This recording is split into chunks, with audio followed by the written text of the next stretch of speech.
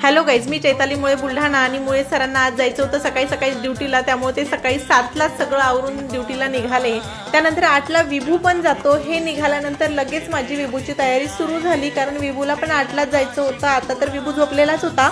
विभूला झोपून आवरणं, टिफिन बनवणं वगैरे सगळ्या गोष्टी झाल्या आणि विभूची बराच वेळ बस आली नाही। त्याच्यासोबत मी वरती गप्पा मारत थांबली पण, आणि त्यानंतर सगळं आवरून मी आली पार्लरला आल्यानंतर आमच्या मुलींचे कामं सुरू झाले। आज मला घ्यायचा होता हेअर कटिंगचा क्लास, त्यामुळे सर्वांना हेअर डमी मी वाटप केल्या, कारण हेअर कटिंगचा क्लास घेताना आम्हाला डमीवरच हेअर कट करावे लागतात।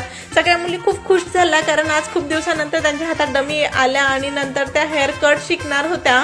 यावेळेस आम्हाला डमी एवढ्या छान मिळाल्या, त्यांचे केस खूप लांब लांब होते आणि खरंच खूप छान मिळाल्या। आणि ही डमी फक्त 600 रुपयाला आम्हाला मिळाली हेअर कटिंगची, आणि खूप सॉफ्ट असे केस आहेत। हेअर कटिंग शिकवणं म्हणजे हा खूप मोठा विषय असतो, कारण आपण जर किती सेक्शन वाईज शिकवलं तरी मुलींच्या ते लवकर डोक्यात बसत नाही, तर त्यांचा हा क्लास खूप परफेक्ट घ्यावा लागतो।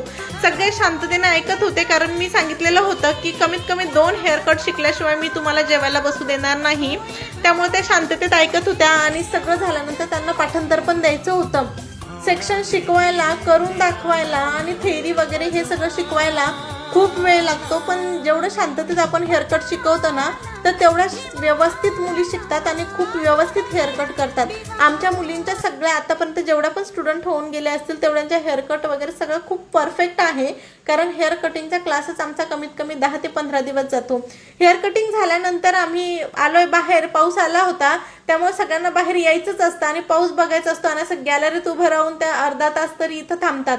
आज पण त्या थांबल्यानंतर माझी येणार होती लगेच ब्रायडलला घ्यायला गेली आमची स्टुडंट, कारण पाऊस खूप जास्त चालू होता। 4:30 वाजून गेलेले होते आणि तिचा मेकअप आम्हाला लवकरच स्टार्ट करायचा होता, कारण वेळेतच ते लग्न लावणार होते। आता पाऊस आहे तर थोडी तेवढी घाई होणारच होती, आणि छान आमचं लेन्स वगैरे लावणं सुरू झालं। मेकअपही मी पटकन आवरला, आणि तिला नॅचरल लुक पाहिजे होता। आताची डिमांड प्रत्येक ब्रायडलची तशीच आहे की सॉफ्ट आणि नॅचरल मेकअप, ग्लॉसी मेकअप पाहिजे, तर तिचा मेकअप मी तसाच केला। आणि मला खरंच कमेंट्समध्ये सांगा की माझा मेकअप कसा झालाय, तुम्हाला आवडला का?